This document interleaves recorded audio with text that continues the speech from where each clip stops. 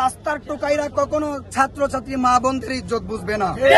আমাদের এই আন্দোলনের মধ্যে যারা বাধা দিয়েছে সেই ছাত্রলীগ, যুবলীগ, আওয়ামী লীগের কিছু দালালেরা আমাদের এই ছাত্র জনতার গায়ে আঘাত দিয়ে ঢাকা বিশ্ববিদ্যালয়ের হলের মধ্যে, জাহাঙ্গীরনগর বিশ্ববিদ্যালয়ের হলের মধ্যে, বিভিন্ন কলেজ ইউনিভার্সিটির হলের মধ্যে আমার ছাত্র ছাত্রী ভাইদের উপর তারা নির্মমভাবে হামলা করেছে। তার নিরিখে আমার ভাই শহীদ হয়েছে। এই শহীদের রক্তর বিচার এই বাংলার জমিনের মধ্যে কায়েম করার জন্য আমরা আজকে এই এখানের মধ্যে জড়িত হয়েছি। আমাদের যে আবু সাইদ ভাই, উনি খোলা মাঠে, ওনার কাছে কোনো অস্ত্র ছিল না, উনি খোলা মাঠে বুক পেতে দিয়েছেন। ওই বুকে পুলিশরাই গুলি করছে।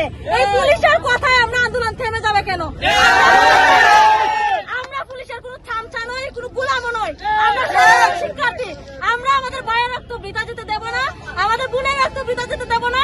যতক্ষণ পর্যন্ত আমাদের 9 দফা 9 দাবি মানা না হচ্ছে, ততক্ষণ পর্যন্ত আমরা আন্দোলন চলছে। পুলিশ দিয়ে আমাদের আন্দোলন থামানো যাবে না। আমাদের অনেক ছাত্রছাত্রী ভাইদেরকে পুলিশ গ্রেফতার করেছে, এখনো তো কাউকে ছাড়া নাই। উল্টা তাদেরকে হুমকি দিয়ে, সমন্বয়কদেরকে হুমকি দিয়ে কি করছে, যে আমাদের আন্দোলন প্রতিহত করার চেষ্টা করছে। এমন পুলিশ আমাদের বাংলাদেশ, আমরা তাদের কথা মানবো না। আমরা রাজপথে আছি, রাজপথে থাকবো যতক্ষণ পর্যন্ত আমাদের দাবি আদায় না হবে। প্রয়োজনে আবু সাইদ ভাইয়ের মতো আমরা বুক পেতে গুলি খাবো, তবু আমাদের পুলিশের কথা আমরা আন্দোলন থামানো যাবে না। যমুনা আছে বলে লাইফ, যমুনা রেফ্রিজারেটর, খাবার ফ্রেশ তো লাইফ জম্পেশ। এখানে ঘোষণা দিয়েছি, আমাদের পর্যাপ্ত লোকের অভাবের কারণে আমরা আজ রাস্তা ব্লকেট করতে পারি নাই।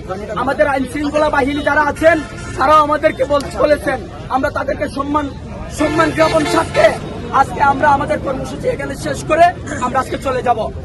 শোনেন না ভাই, না ভাই, ভাই কোন কারণে আন্দোলন এখানে দরকার পড়লে যদি না শুনেন ভাই, এই ব্রাদার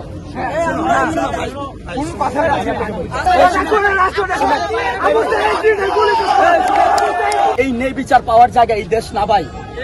আপনারা মনে রাখবেন, আজকে আমাদের ছাত্র সমাজ 266 জন ছাত্র আজকে খবরে, আর আমরা আজকে বাহিরে আছি, তারপরে আমাদের কোনো স্বাধীনতা নাই ভাই। অধিকার চাইতে গিয়ে আজকে আমরা রাজাকার হইয়া আমাদেরকে গুলি করে মারছে তারা। সুতরাং শুনেন, যুদ্ধের ময়দানে অনেক সময় পিছায় গিয়ে কৌশল অবলম্বন করতে হয়। সুতরাং আমাদের এই কর্মসূচি আমরা কখনো অফ করব না, আমাদের কখনো বন্ধ করব না। আমাদের এই কর্মসূচি আমরা কর্মসূচি চালিয়ে যাব।